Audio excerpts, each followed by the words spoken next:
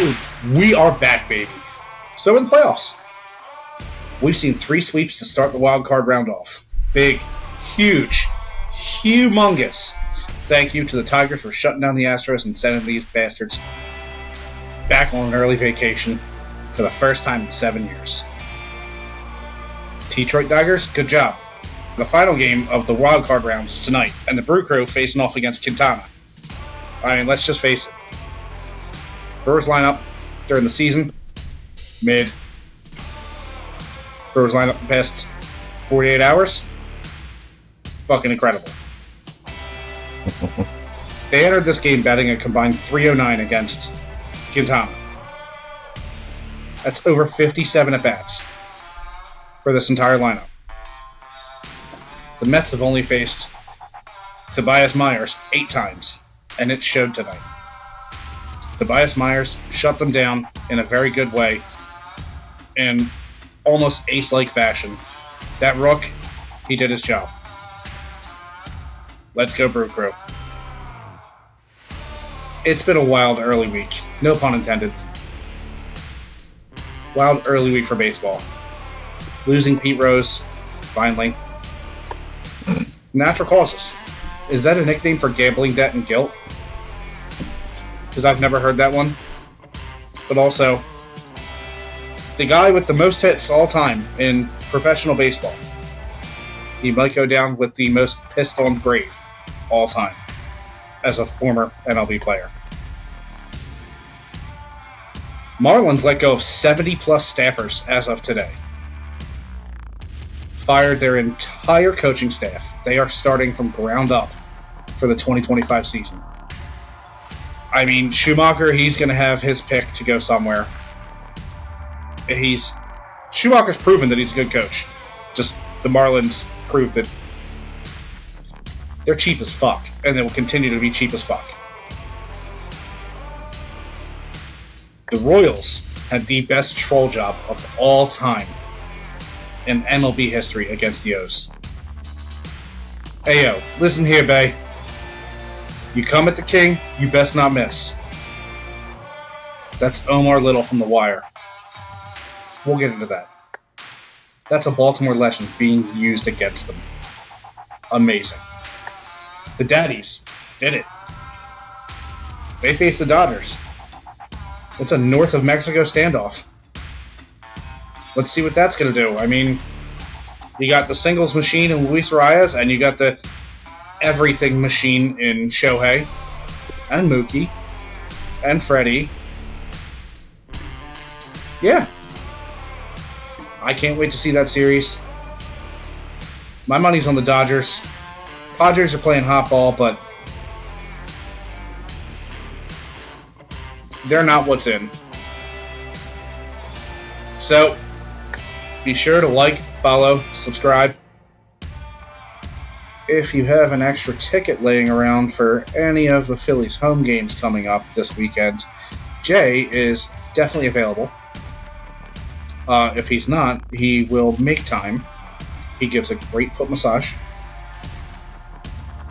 And even better, he's not afraid to eat some weird things whilst doing it. Not as long as they're actually edible. Yeah, I've done worse. Yes, you have. Anyway, let's get into it. Boys, girls, fans, friends, foes. I want to say Mets fans, but you're not real people. And you might be going home tonight, starting your vacation early. Let's start this up. Cheers. Drunks in the pond. You know what to do. What up, what up? Oh, man. I don't know where to fucking start. Alright, hold on. I guess we'll start on kind of a somber note to some people, but I know other people have rejoiced, as you pointed out. Pete Rose died this week, also known as the Hit King, or some people called him the Gambling Man. You know what I mean? This is not a Pete Rose jersey. This is a Griffey Sr. jersey, because fuck Pete Rose. I will say this, takes a lot of skill to lead the MLB in all-time hits. I give him credit for that. I do think they're... Oh, that's amazing. Ooh, continue. All right, well, enjoy that. I am. Ooh.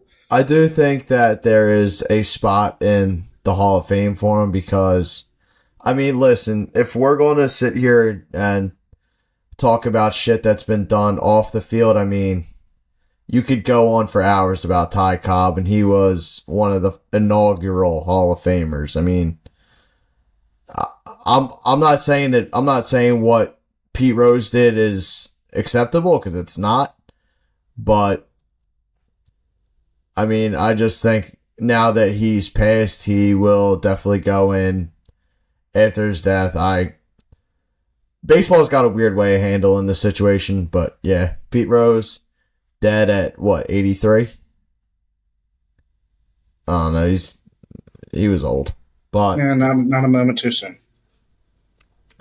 On a happier fucking note, ooh, let me tell you about the fucking Motor City Kitties, the Detroit fucking Tigers. What did I say? Give me a second. I'm lighting up this stogie. I'm gonna smoke on that goddamn Astros pack. The bunch of goddamn cheating bums they are. Fuck them all. Woo. You do your thing, Chicken Wing. As you're enjoying that, let me tell you something. Okay, continue. Go, buddy. I didn't realize it was going to be that quick. Woo. The Astros had a couple points where there was like, all right, bases loaded, no out, one out. You're like, all right, like, are the Astros going to do it again? The Tigers maybe gave up a run or two, but the next fucking inning, they were like, oh, hold on. We got more runs to put up. Josh Hader showed why he wasn't worth that big-ass paycheck when he blew the game. Oh, my God. A Houston Astros sweep in Houston by the Detroit Tigers. Couldn't ask for more. It's like an early Christmas present. You gotta love the fact that there was such a very large discrepancy in number of games played in the postseason between the two teams. Yeah. The Astros have, 397 games combined for their entire roster in the postseason? I'm making up a number, but it's got to be that high. It honestly has to be. I won't be surprised. And then you have the Detroit Tigers having theirs, and that is 12. That is one player. That is former Philly Matt Vierling, who earned all of that in the 2022 postseason. All 12 games were in one postseason run for one player. That's the entire experience for the whole roster. Incredible. But also the fact that their entire roster makes $18.2 million currently. Josh Hader made $19 million this season. It's never going to stop being a great feeling watching the Astros get knocked out of the playoffs. And the fact that they got knocked out in the wild card was just like, it was fantastic. It was like seeing the Northern Lights for the first time. You're just like, wow, is this what greatness feels like? Don't forget, it's probably the last time you'll ever see Bregman. Another Jewish man. It's the last time you'll ever see him in an Astros jersey. More than likely. Unless there's some team-friendly deal, which he's probably going to chase the bag at this point in his career. I can't imagine him not. I could give you the one team that I think is going to put out the money for him, too. And it's actually your secondary team. I think Boston's going to put out that money. But he plays third base. Where's Devers going? They've been talking about Devers to DH for a while now. They've been talking about moving Masataka Yoshida because he just doesn't This was early in the season, but he just didn't have a spot on the team, and Yeah, I know I they mean, were he looking to doesn't fit in move their on scheme from him. anymore with the emergency of Duran. I mean, Emergence of Duran. So, I mean, you put Devers in the DH spot, opens up third base. Who better to man the hot corner than Alex Bregman, who's been arguably one of the better third basemen for, the past 6-7 years? Decade. Has he been? I don't think he's been in the league that long. All right, I think he came up in like 17 or 18. Tell you what, though. The Tigers moving on now have to face the Guardians, which I'm excited for because if they knock out one of the best teams in the AL, I'm going to go bananas. It's going to be insane, and I'm high hoping right now. 9 years. Okay, so he's close. So a decade. I would like to sit here and say that like a Phillies Tigers World Series would be the greatest gift in the world. It probably would. It would give me that funny feeling like climbing the rope in gym class. She makes me feel kind of funny. Like when we used to climb the rope in gym class. And now we get the Phillies in a couple days. They go Saturday, Sunday against what's looking like Milwaukee at this point. And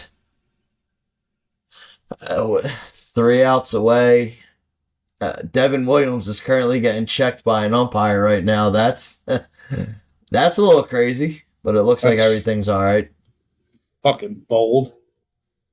Very bold, especially in the 9th inning. All right. I mean, listen, we got 3 outs, and we figure out what team we go up against. I'm hoping it's the Brewers. Who are you hoping for? Brewers. Thank you. Listen. There's nothing more than I would love to go up against the Mets. Like, those fans, I just want to see them go. I want to see them go absolutely ape shit because they have to face us. I want to see that. What I don't want to see is the fact that Mets fans love to spend all of their hard-earned welfare dollars and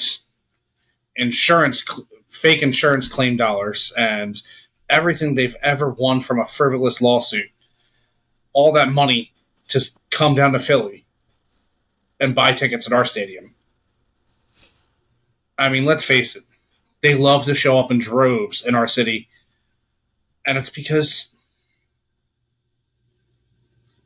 we're better than New York. Have you seen the area surrounding Citi Field? It is actually, I saw it maybe 3 or 4 months ago. Someone put it up on Twitter. It is like the stadium and then just like a surrounding shithole. And I was like, oh my God. I was like, that's way worse than what I thought. Doesn't it look like scenes from Fallout? It's like a barren wasteland, except not desert-like. It's not a barren wasteland. It's just a wasteland. Oh, you mean New York? Gotcha. Listen, hey, I know the people that we respect over at John Boy are majority New York fans.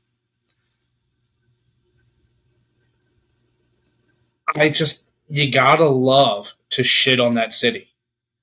I don't understand the love, the passion that they have. I mean, let's face it. The Phillies have Miles Teller, Bradley Cooper, Shane Gillis.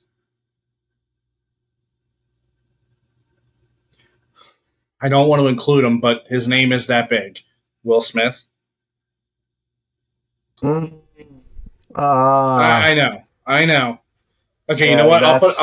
I'll put a clean person on DJ Jazzy Jeff. All right, I will take the DJ on there. Yes, everyone should. Jazzy Jeff, You're not implicated in anything, as I know right now. So that's good. But I'm genuinely shocked. You forgot one of my favorite Philadelphia fans. Sylvester Stallone. No. Am I wrong though? Maybe. I think Sylvester's more of just a pandering icon than he is an actual fan. I don't know, man. He has a jersey for every single team, so I'll take it. Yeah, nah, he's a big pandering guy, but I really don't know how you forget Jimmy Pop from the Bloodhound Gang. Shout out the Bloodhound Gang. That's probably hasn't been said in the past, like, decade at least. Dub C. Dub C. Being represented. I love it. And also, I guess we could say Bam Margera too, because he's been at quite a few Phillies games. But Bam's going off the rails lately. I don't want to give him too many shout outs because he might go and celebrate it. Well, I mean, in fairness, he probably doesn't know where he is. But let's just let's compare. The Mets have Frank the Tank from Barstool. Oh, you can stop. Literally a cesspool of a human. I hate that fucking guy, man. Every single Phillies fan who's ever heard a rant from him should hate him because it's incoherent. I'm pretty sure it. When I hear him talk, I feel like I gained calories. And then they have Grimace. And Hawk Tua. And Jerry Seinfeld. Fuck Jerry Seinfeld. Fuck Jerry Seinfeld. Worst show ever, and on top of that, a clean comic. Dude, you self-righteous prick. Your show sucks. You hung out with Kramer. What's the deal with airplane peanuts? Shut up, nerd. Nerds!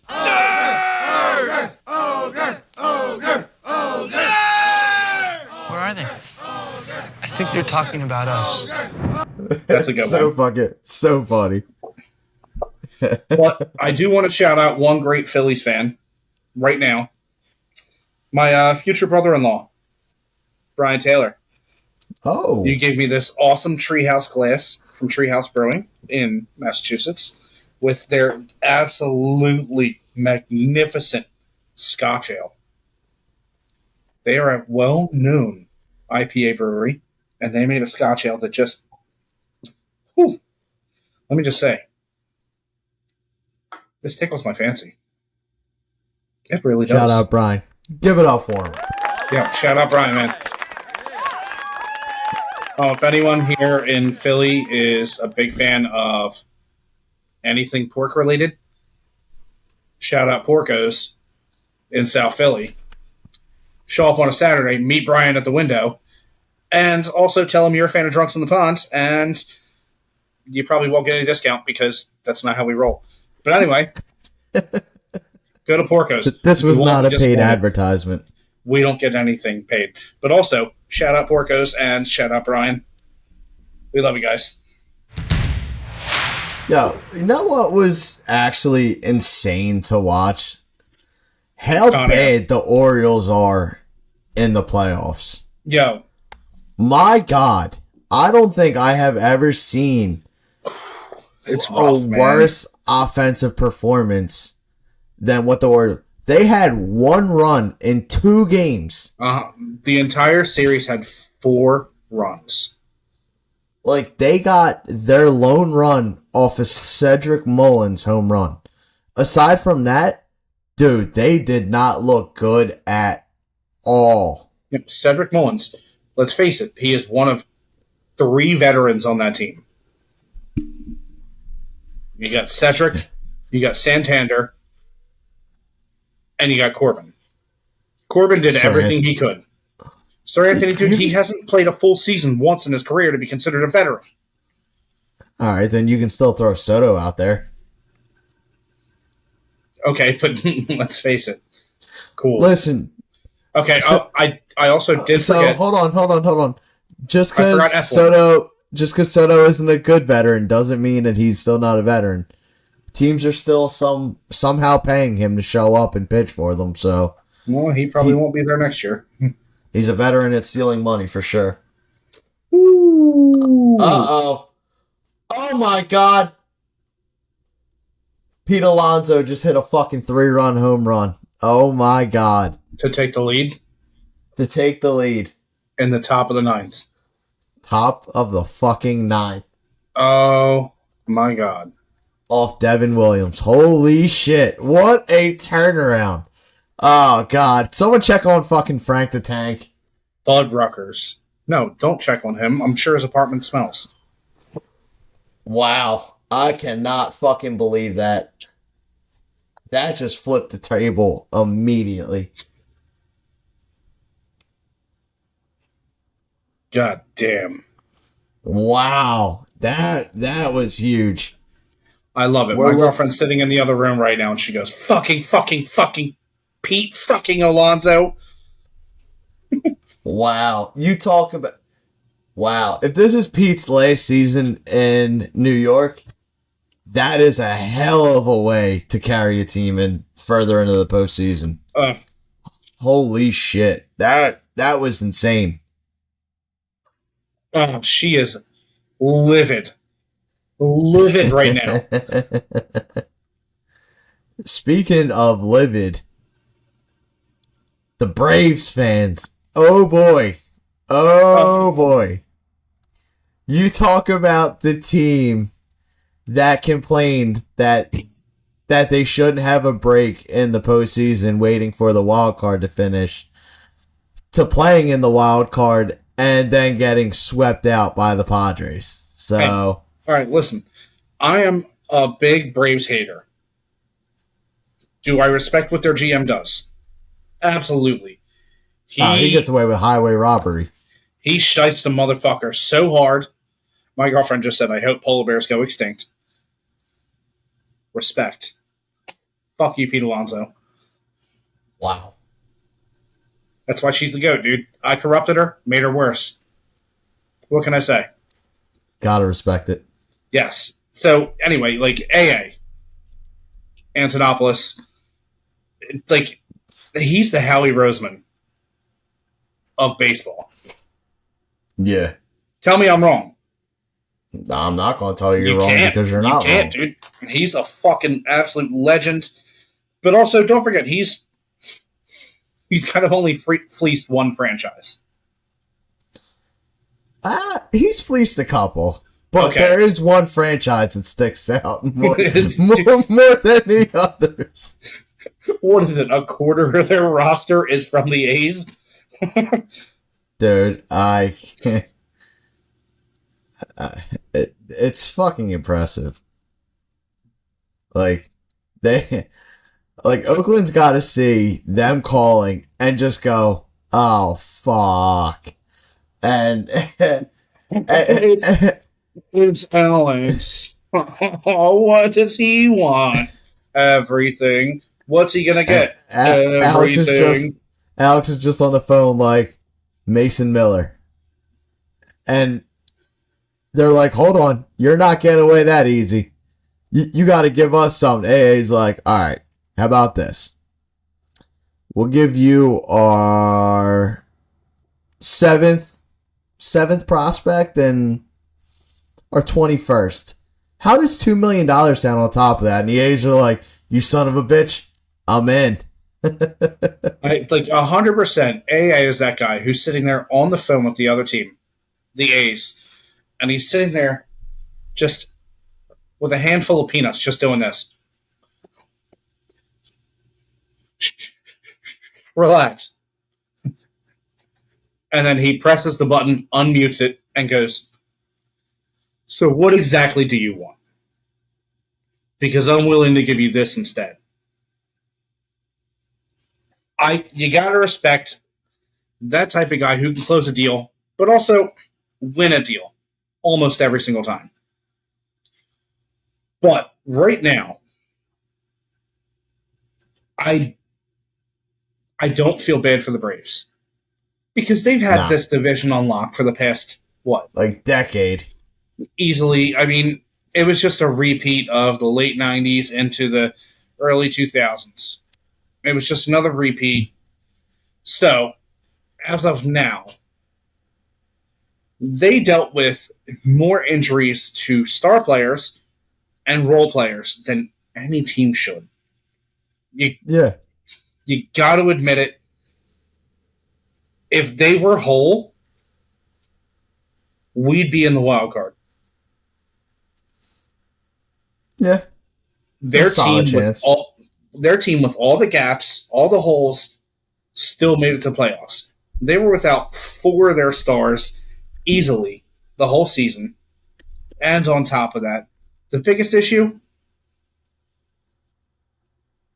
the stars that were healthy weren't performing. So, it is what it is. I'm not surprised to see them get bounced. The Padres are playing fucking...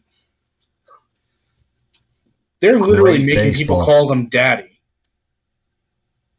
I will not call anybody in that franchise or anyone in that fucking area daddy.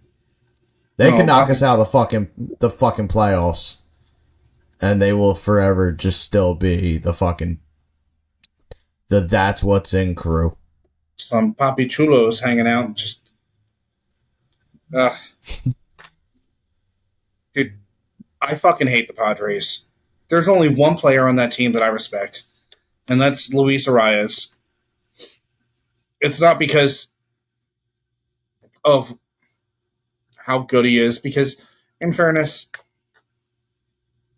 do I like a guy who can only hit a single? Kind of. Just kind of. I mean, let's face it. He's not a leadoff guy. Sure, he gets on base, but it takes him longer to get to second than almost anybody else on that team. Yeah. He is molasses. That do be facts. That do be facts. I mean, I personally, being that I don't have enough hatred against him because he's never wronged me, the only other person on that team that I truly like, actually, you know what? I take it back. There's 2. Because he's one of my favorite pitchers, and that's Dylan Cease. But that's not him. It's Jackson Merrill. I mean, he's going to be your Rookie of the Year for the NL. Yeah. The kid, second half, dude, he's a stud. He showed up in more ways than one. I mean, that triple to go right after Machado's double, dude, that was the nail in the coffin that was Atlanta's season. Dude, the kid's got talent. But now they got to play real baseball against the healthy-ish team in the Dodgers. Shohei's first taste of postseason baseball. I don't think he's the type of player. I don't think he's the type of player that lets pressure get to him. Nah. I don't see it happening. I mean, this is his first brush with postseason baseball in the MLB. We'll see. I don't see it being bad for him because, let's face it, when does Shohei underperform? Shohei and underperform is one of those things that shouldn't even be in the same sentence because it's just like, it's just not a thing. Like, when I think of players who underperform, I think of Javier Baez. Like, he's the prime definition of underperforming. You could even throw Chris Bryant in the conversation if you wanted to. Oh, God. He's a guy that I really wish didn't give up. I feel like he gave up. Nah, he definitely gave up. He came out and said he should have taken a look at the Colorado Rockies roster after he fucking signed with them. You didn't know they just traded Arenado? Like, they got rid of majority of the good players. And Chris Bryant was like, I would love to go to Colorado. And then he got there. He's like, where's Arenado? They're like, dude, we sent him to St. Louis. And Bryant's like, gave him to St. Louis. He's like, shit. He's like, all right, well, I mean, Trevor Story's here, right? He's like, up in Boston, my man. He's like, oh, shit, who's here? He's like, well, we got Charlie Blackman. Brian's like, oh, that's cool. Who else? And they're like, you? He's like, oh, fuck. We'll see. Let's face it, every single year, the Colorado Rockies always pull out some random stud for a 3-month period. It's the Colorado effect majority of the time. Or they always find someone who just has a hot streak that is extremely noteworthy across the league. I don't feel like they've had a close to complete team since Cargo. But let's face it, they're never gonna have complete pitching. No. Pitching in Colorado has always been a problem. Last time they had pitching was 2007 when they had Jeff Francis, Ubaldo, and Jeff Francis, what a name. Oh my God. Great lefty. Jeff Francis was a great lefty. I just haven't heard that name in at least a decade. Well, yeah. I don't remember when he stopped playing. That's just a crazy fucking pull. Oh, you want to talk about crazy pulls? Aaron Cook. I remember Aaron Cook. Oh, yeah. Jeff Francis last played in 2015. Really? He pitched for the Yankees in 2014? I do not remember that at all. Oh, he went to he took a 1-year deal with Kansas City in 2011 and went 6-16. That 2007 season was his best season. He went 17-9 with a 4.22 ERA. Dude, you talk about a... He never had a season lower than 4 ERA. Like, looking at the roster now, you talk about a team that just shouldn't have succeeded the way they did. They got hot at the right time, dude. The 2007 Colorado Rockies. I mean, yeah, you had Matt Holliday, you had Troy Tulowitzki, you had Todd Helton still, but your catcher was your Vitor Alba, your second baseman was Kaz Matsui, third base Garrett Atkins, center field was Willie Taveras, and right field was Brad Haupt. Like, what? Dude, they had a lot of people... Brad Haupt had a great season that year. Dude, they had a lot of people either hitting over 300 or close to. Like, that is damn impressive. Kaz Matsui hit fucking 288. Garrett Atkins hit 301. Every time that I look at Kaz Matsui, which is not often anymore because he's been dead to the league for 15 years, 10 years. For a while. Every time I think about him, the only person I picture is the guy from Fast and the Furious Tokyo Drift who spit in his hand when he goes, Here, you can take my iPod. And he goes, and it's like, dude, what the fuck did you spit in your hand for, moron? That's your hand. I always thought that scene was like, I was like, wow, that's so cool. And then he spit in his hand. I was like, really? I was like, he just like, what are you doing? Wrong move, bro. Wrong move. Bro, don't spit in your hand to prove a point. Because you know what I'm going to do? I'm like, dude, why'd you do that?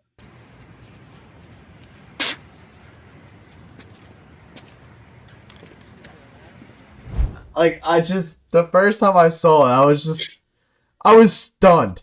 I was like, I can't believe he did that. But that did lead me down a road of jamming out to Ball with the Ball by Kid Rock for at least like a good half year because of that first race. Like, dude, it brought that song back into all of our lives. I thought that car was the shit. And then he flipped it over, and I was like, yeah, that was cool. That movie holds a special place in my heart. It should. It held up really well compared to a lot of the Fast and the Furious It's the movies. reason they made a reboot to the series. Because everyone was like, oh, this is actually not bad. That movie got a lot of fucking hate when it first came out, though, because they were like, where's Paul? Where's Paul? It's like, dude, it's not. No, Paul's not here. Relax, we got a couple years left with him. And then Vin Diesel showed up at the end. Everyone's like, oh, look at that. It's Vin Diesel. Where's Paul? But Paul's not here. It's like, oh my God, dude. Fucking just drop it. Like, fuck's sake.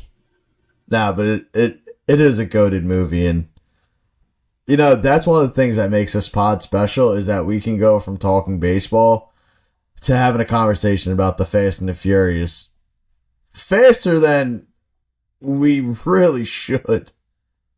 And the Mets have gone on to the next round. All right, Frank the Tank, let's see what you got. Wow. I can't believe it. 4-2. That was a hell of a way to end it. Hey, you know what? At least they put up a fight. I'll be honest. The Mets don't really scare me that much right now. It took them to the 9th to get some runs. I mean, I don't know. Obviously I'm going to root for the fucking Phillies, there's no doubt, but I don't know. The Mets don't really throw me off that much. When's the last time the Phillies and Mets met in a playoff?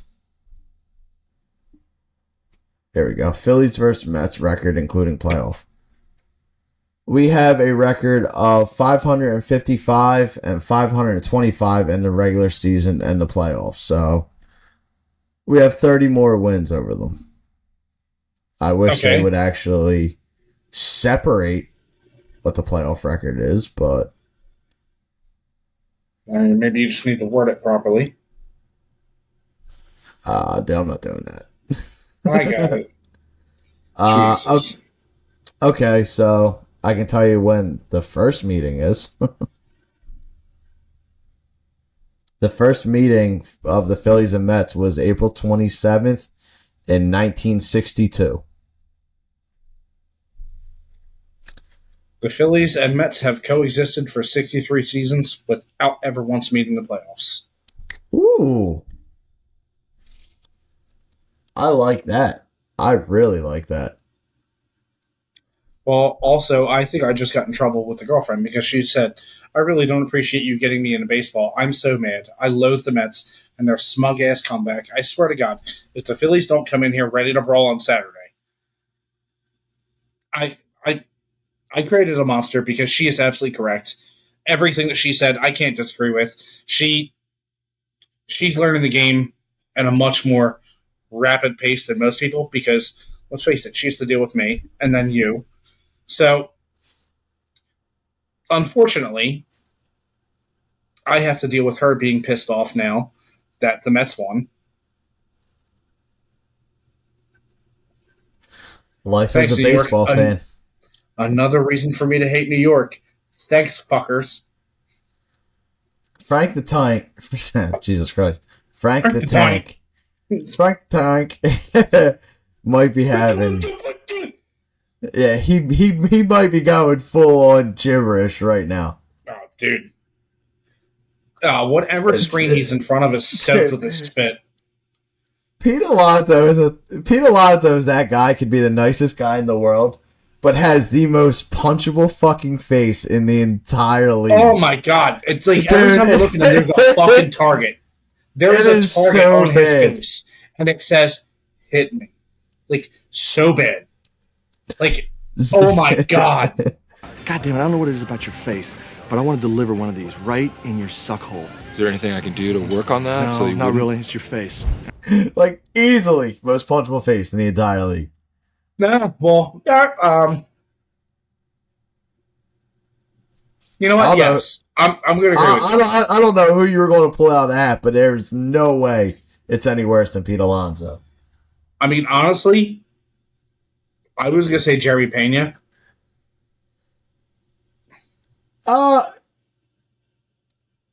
Not really punchable. Like, Pete Alonso is just that guy that's like Pete Alonso is that like go lucky happy guy, and he's like, I can't believe it, we're doing it. And everyone's like, God, dude, I just want to punch you in the fucking face. Why are you speaking right now? Don't. It's like every time his mouth opens, I'm just like, punching him in the face just has to be one of the best feelings. Like, I'm jealous of the kid that might have punched him in the face in high school, because I just want to know, like, what did that feel like? Like, was that just like, Dude, it had to feel like seven orgasms. Like, I'm not even kidding. That's the type of was face that he just had. like an ethereal moment where you just connected and then like you just felt like just a weight off your shoulders, like, oh my God, I feel fantastic. Out of body experience. And that ass, and just a full out of body experience. All right, so let's get on to a better subject. In any scenario, Okay. did you expect to see Detroit and the Royals where they are right now? Yeah. No.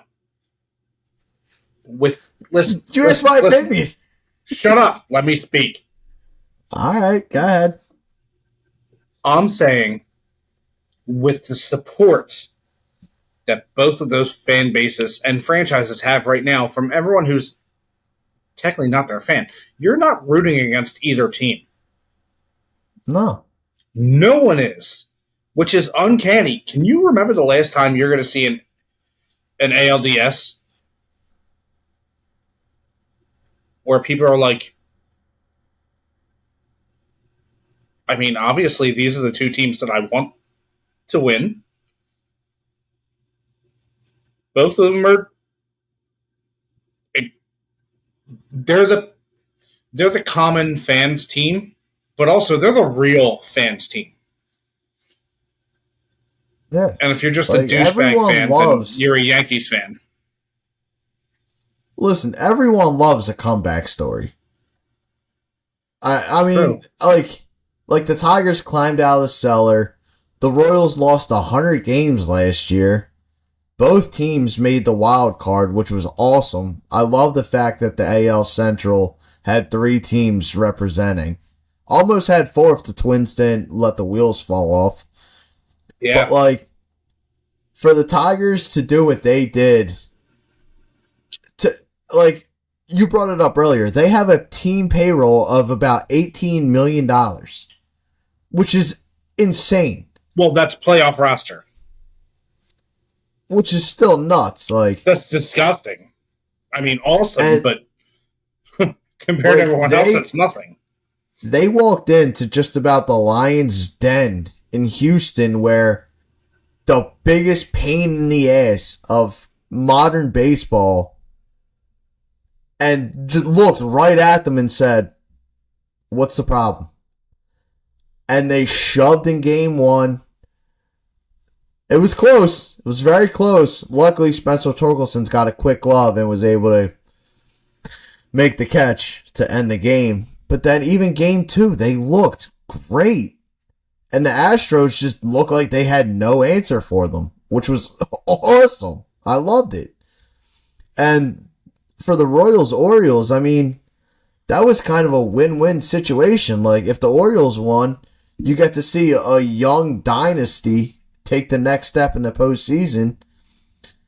If the Royals won, you see a team that just lost 100 games last year come back to the playoffs and go to the CS. Like, this is, you put it absolutely correctly. This is one of those can't lose situations. I think the only way that it could get honestly worse, it won't even get worse because we haven't seen the Guardians in the World Series at all. We've seen the Indians. But the Guardians have a chance to do something. The only pain in the ass that could possibly happen is if the Yankees beat the Royals and we have to deal with the Yankees in the World Series. That would suck. The Yankees we can handle. The fan base is the hard part. The whole thing is honestly annoying. I actually want to bring this up because I never realized how much this pissed me off until the past couple of days. I hate the fact that the teams that are in the playoffs, that their TV announcers are not calling these playoff games. Dodgers announcer is calling a game. They're calling the series with John Smoltz. Because what's it called? Like, I would love to have Tom McCarthy and John Kruk calling Phillies playoff games. Absolutely. I hate Do you the want fact. anything else?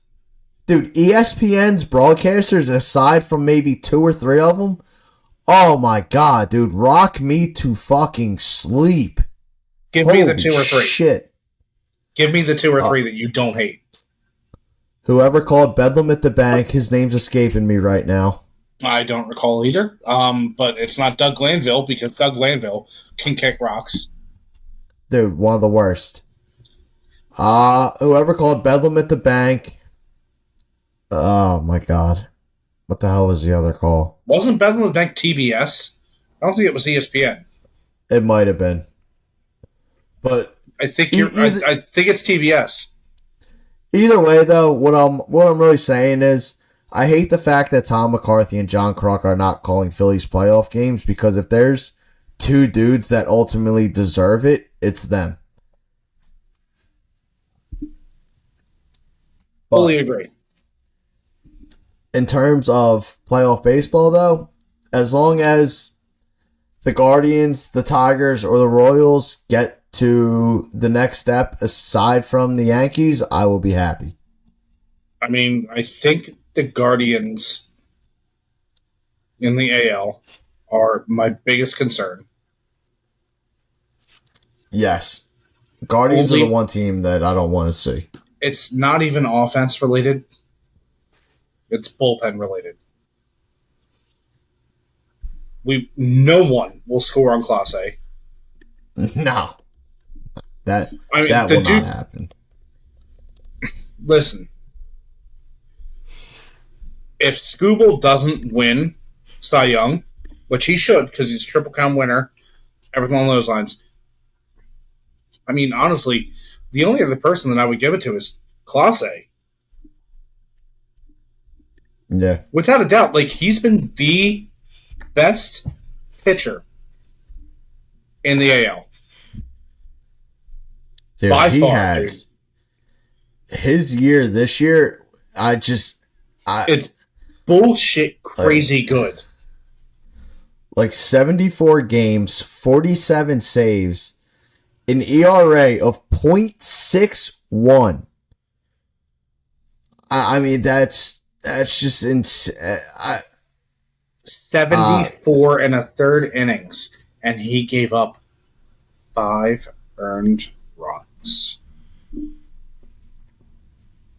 Oh my god, my insides are on fire! No, please, no more. I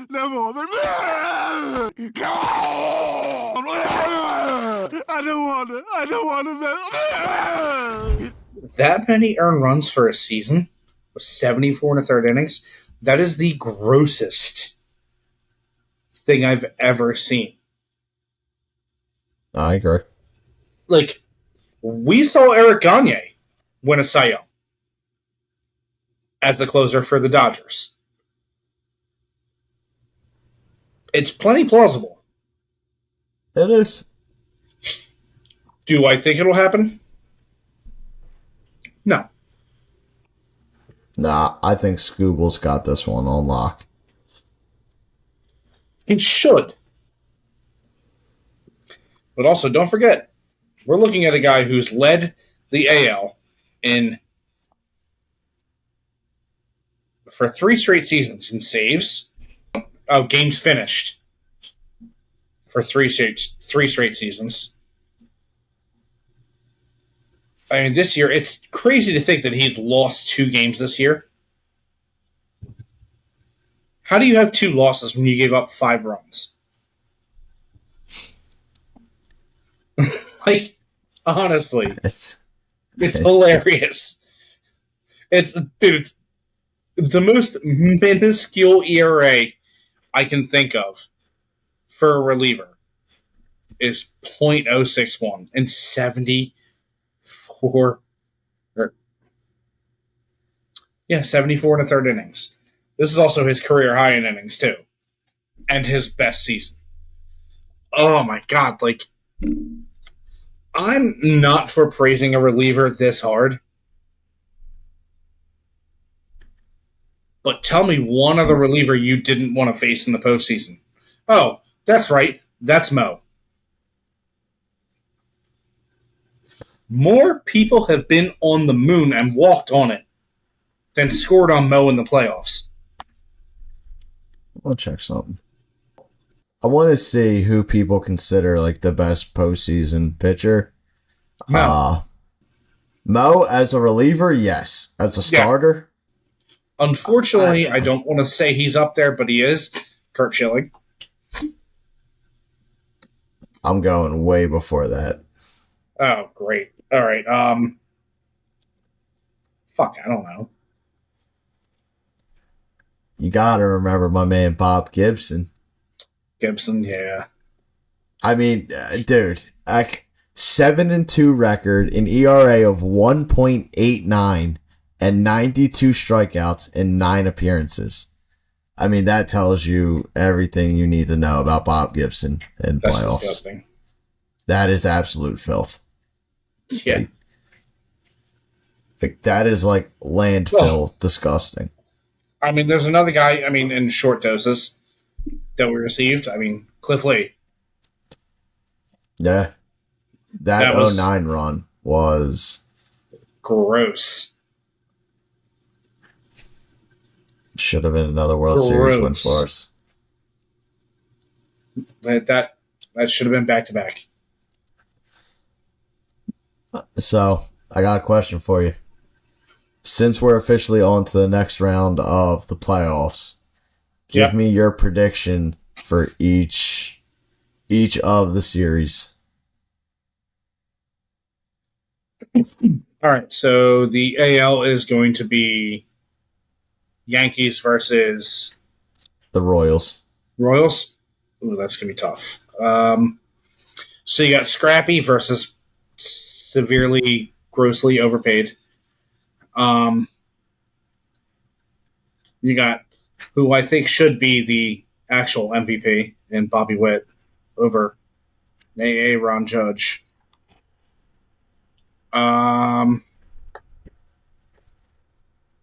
5-game series. I say it goes 3-2.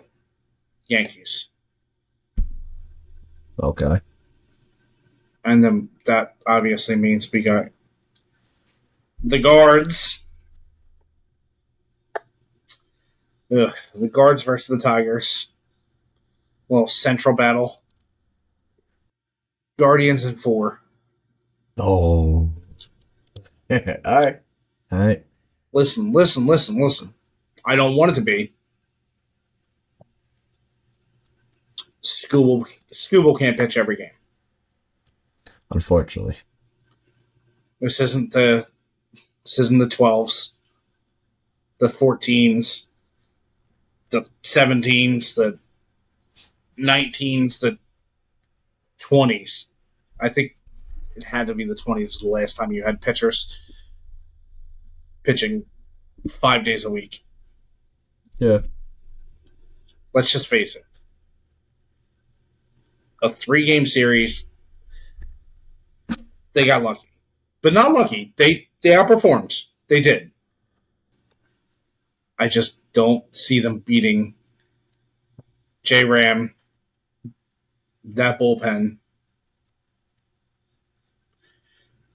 And kind of the hit machine that the Guardians are, they get on base.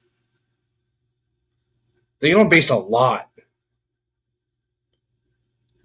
It's going to be tough to beat that. They just beat the Astros extremely easily.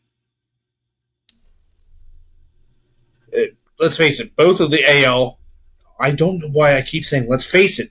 I'm facing you. I did that last week too. It's annoying.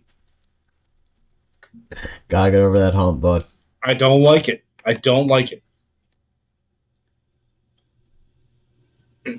Both AL wildcard games or series were awfully piss poor on offense.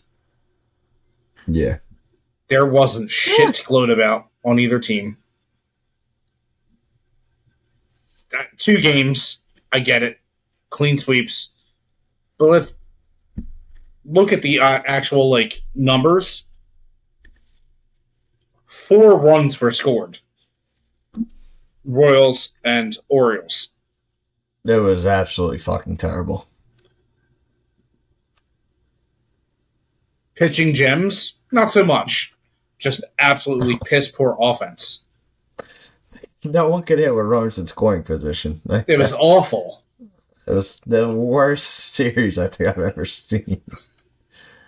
I hated every bit of it. I don't think either of them can defeat the juggernauts that are the actual division leaders. Yeah. So, I mean, it's going to be tough. It's really going to be tough. So, to the NL... okay, well, let me ask. What's your AL predictions? Yankees in 4. And listen, I am going to be like the captain of the Titanic, and I'm going to go down with the ship. Tigers also in 4. Say what? Tigers in 4. No, I heard you. I just wanted you to say it again. Oh, Wow. I'll say it. I'll say it again. Tigers in 4. I'm riding with the Motor City Kitties. I'm gonna ride this shit till the wheels fall off. I am so happy for this goddamn team. And if in some way, if they win in 4, I don't know what I'm gonna do yet, but I know I will be extremely happy. Dude, But I'll be surprised. so would I. I'll be over the moon. I think, I don't know, man. The Tigers just give me that. They're giving those 2022 Phillies vibes, man. They're going off the vibes of AJ Hinch being the manager. AJ Hinch has a World Series ring on his finger. Yeah, well... Not the best World Series ring, but there is a ring. I mean, no. That's a ring that fell off a truck. AJ Hinch's speeches after winning these series are the greatest things I've ever heard. My man had that champagne in his hands getting ready to pop it, and he just looked at his team and said, "Who let the Tigers get hot?" And they erupted. I loved it. I want to see more. I want another. That's a badass line, dude. That's a badass line. I want to see a champagne shower in the Motor City. Give it to the fans, man. Go Tigers. But that leads me to the next side. Who you got in the NL? Well, this isn't tough. It's not. I think it's going to be Dodgers over Padres. Dodgers are just more of a complete team. Even if they're not all healthy, what they do have will fuck anyone up. They proved it. Oh, yeah. They proved it. All season. They were a very hurt team. All year. They lost 5 pitchers in the first 2 months. Their entire rotation combined should have on the IL should have won at least 6 Cy Youngs in their careers. Like, let's just put it that way. I can't foresee them losing to the Daddies. That's what's in. Just I loathe the Padres more than any other team out of our division in baseball due to that song that their fans created. Why would anyone think that's a good idea? What? Honestly, why would you think that? Why would you think that 5 middle-aged white men should be creating a hip-hop created or hip-hop linear song? You fucking nerds.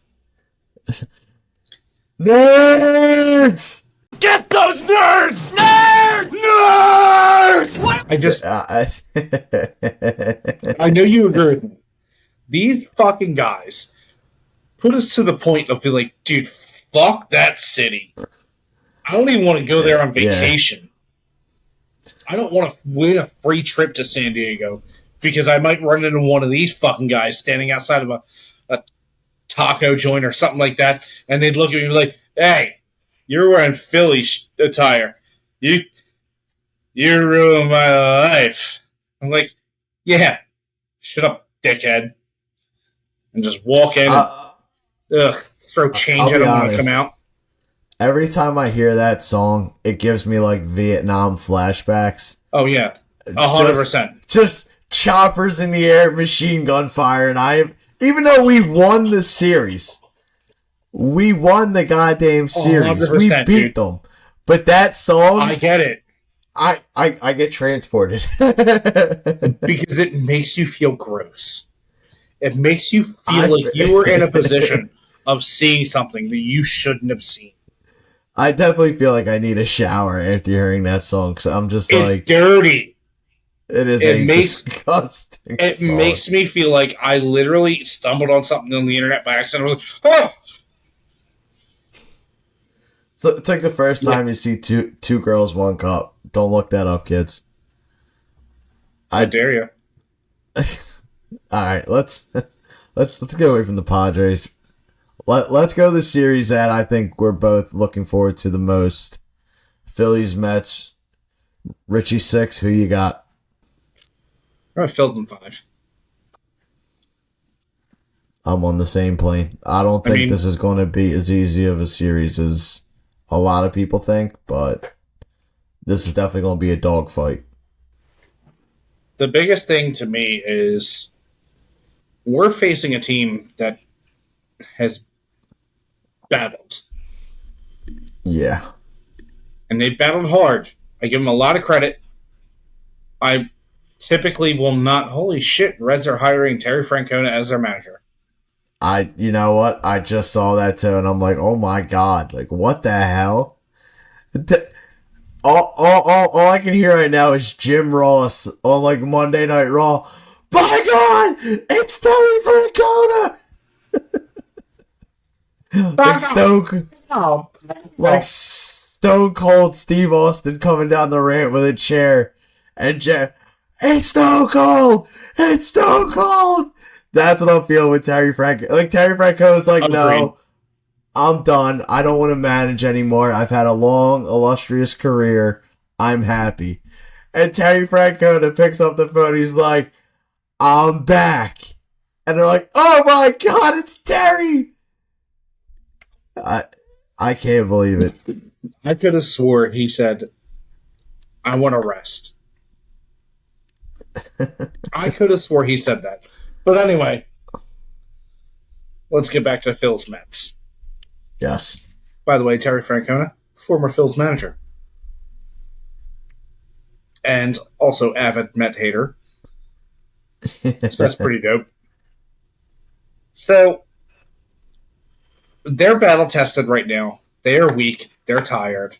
But they are riding a high right now. I still think it's a dogfight. I think it's Phil's in 5. And we go into this next series a little tired. But also, whatever team we face in the next series, I think we're better than. Yeah. I mean, we beat the shit out of the Dodgers in the season series this year. And the Padres. I'm not concerned with either of them. The Phillies, as I said, it's a Philadelphia thing. I've said this before in episodes. It's a Philly thing, not just a Phillies thing.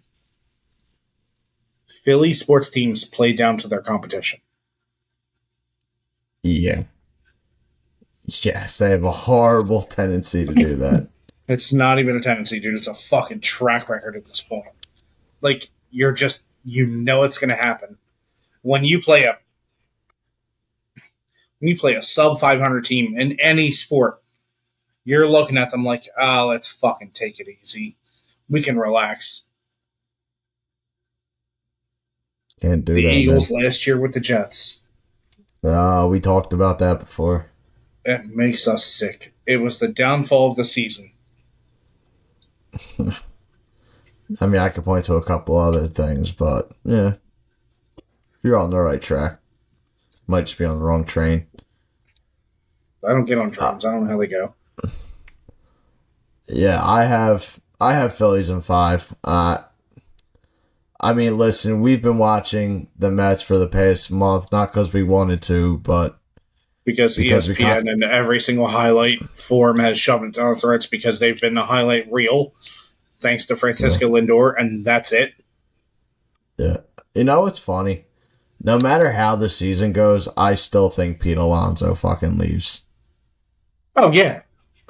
I don't see a scenario where Pete Alonso stays. I can't think of any team that needs a first baseman next year, except maybe the Cardinals. But I can't see him fitting in St. Louis at all. They're a passionate fan base. Yes. I'm going to be honest with you here. If you cannot beat the Mets rotation, you shouldn't be in the fucking playoffs. We're looking at Jose Quintana, Old Man Quintana, Severino, who had a nice bounce back year this year, but before that was absolutely goddamn garbage. Sean Manaea and David Peterson. If you want to throw Tyler McGill in there too. Well, David Peterson, to be fair, had the highest run support in baseball. Fucking insane. Like, good for him. The fact this dude went 10-3 with a 2.9 ERA is fucking that's insane.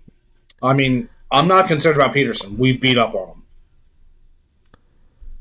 Yeah, and the two starts he made this year, we beat up on him. Severino, listen, he's tough because he misses bats.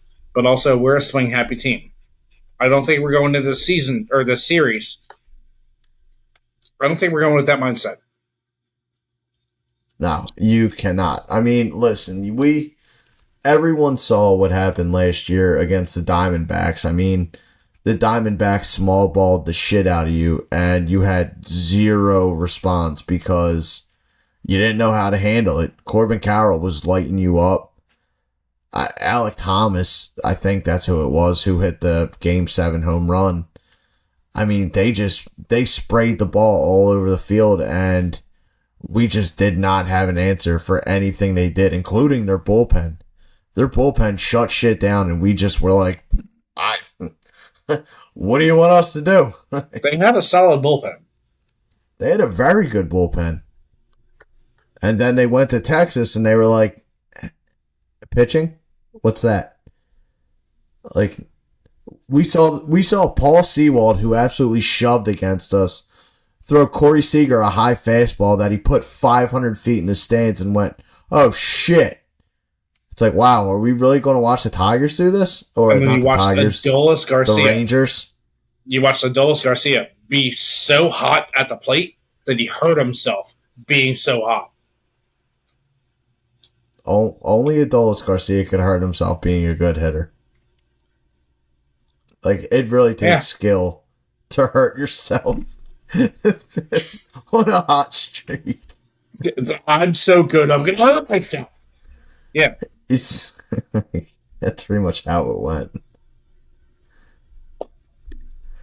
Alright, but talking about that, say we hop into final thoughts. What do you think? Honestly, this is going to sound weird and like stupid and soft for me. SAWFT, soft.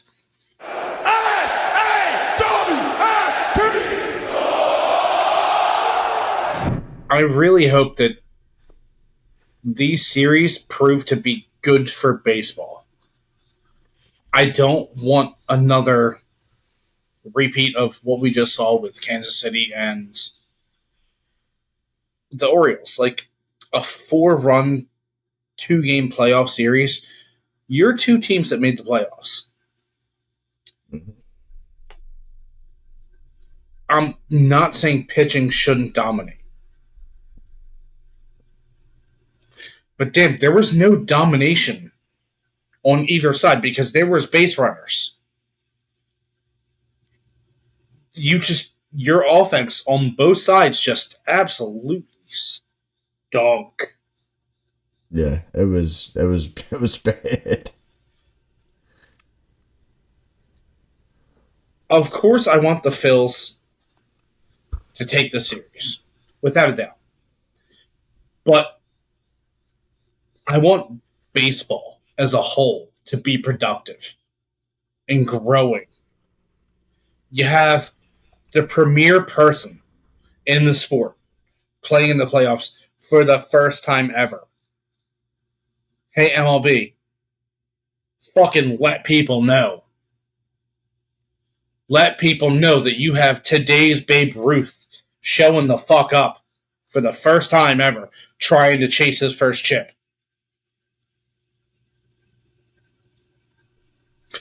Broadcast it everywhere. Listen, I respect MLB's social media right now. They posted a TikTok earlier today. My girlfriend sent me. I didn't get the reference. Didn't get it at all. Because it was about Glee, a show that ended fucking a decade ago. Listen, I'm not bitching about it. I am 100% like okay with it because that's people our age running their social media. They're on the right track of being relevant socially. But baseball fans knowing what Glee is? Sure, maybe some do. I don't. Put some effort into your marketing for this postseason, please. Let's get baseball up to the top again in sports, please.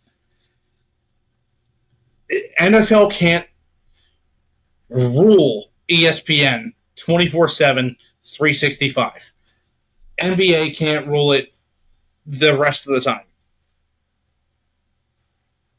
Like, come on, put some fucking effort into being America's pastime now. This is the year that you can do it because you have the number one name in baseball making their first postseason, and he's about to goddamn debut Saturday. Go Phils. Go Shohei. Put on a fucking show, hey. God damn it, that was stupid.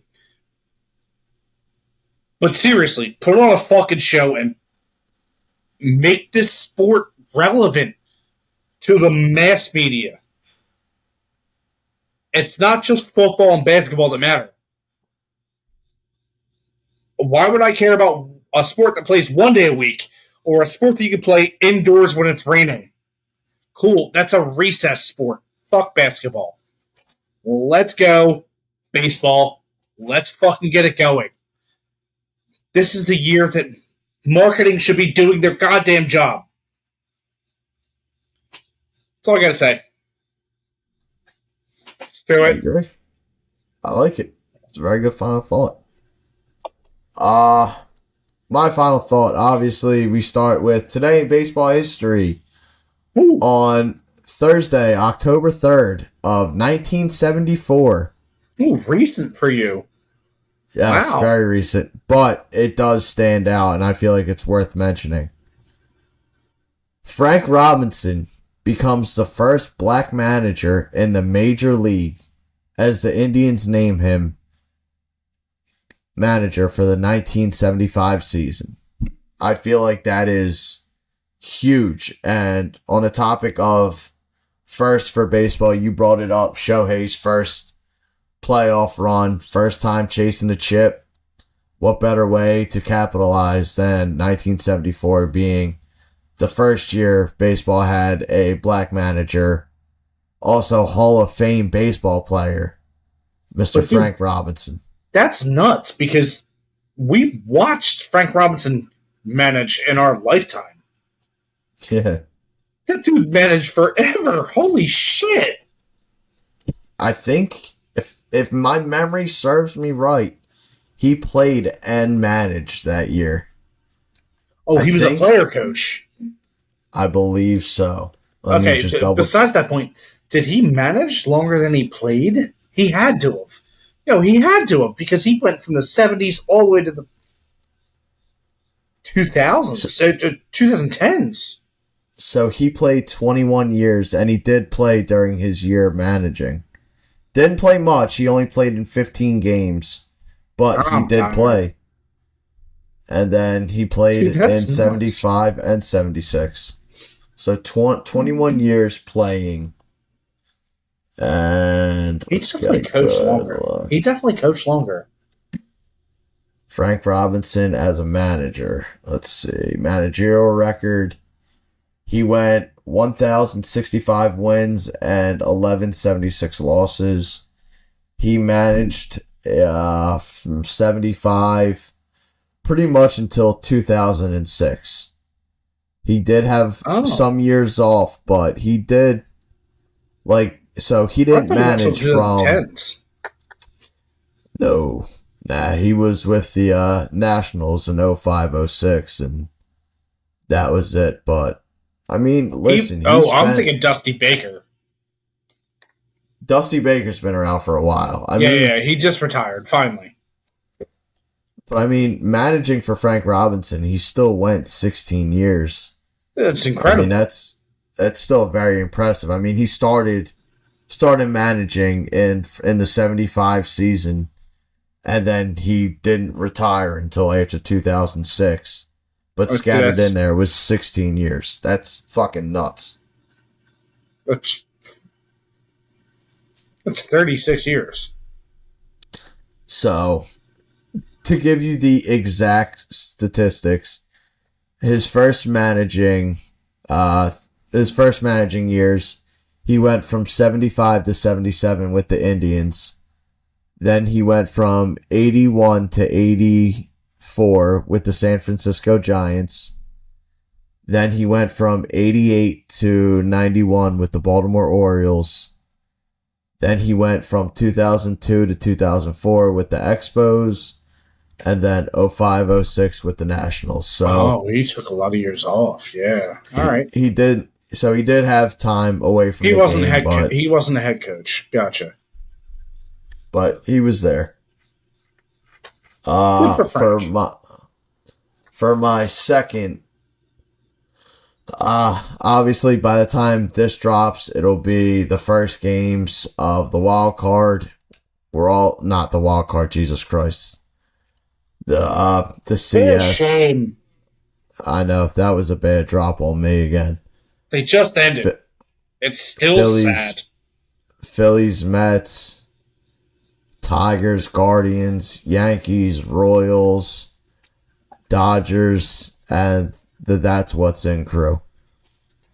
Obviously, baseball is going to have a great week, and obviously, me and Rich will be back here next week to talk about it all.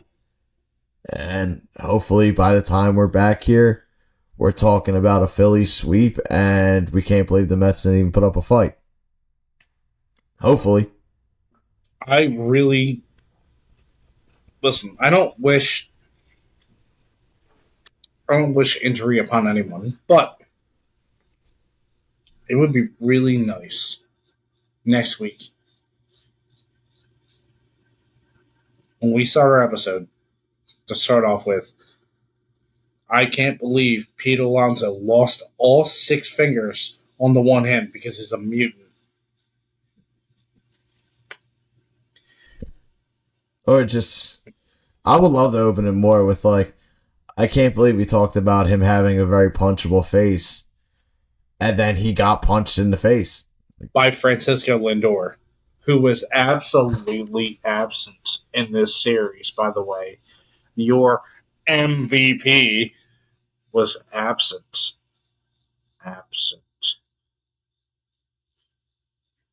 But I really hope I didn't just stir something up. But also, at the same time, fuck him and he's got a punchable face, too. Ugh.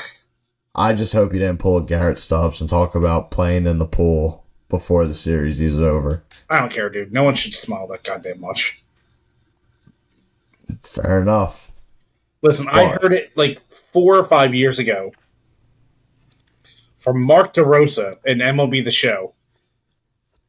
A smile that can light up a room every single time Lindor showed up at the plate when he was still a fucking Indian. Because he was an Indian sign, not a Guardian. That's not cancelable, because that's the team name that he was on back then. But all I'm saying is, never liked the guy. Absolute talent. Personally, don't care. It's quite the way to end it, my man. It's a Mets player. Ugh. Richie going on tour on his Francisco Lindor hate tour. You can catch him all winter after the season. He'll be going to 6 different cities, all within driving distance. Probably Uber distance. Yeah, driving distance. I like it. That being said, thank you very much for tuning in to episode 28 of Drunks on the Pond. Remember to like, share, subscribe, follow on all the socials. You know where we're at. We're always posting.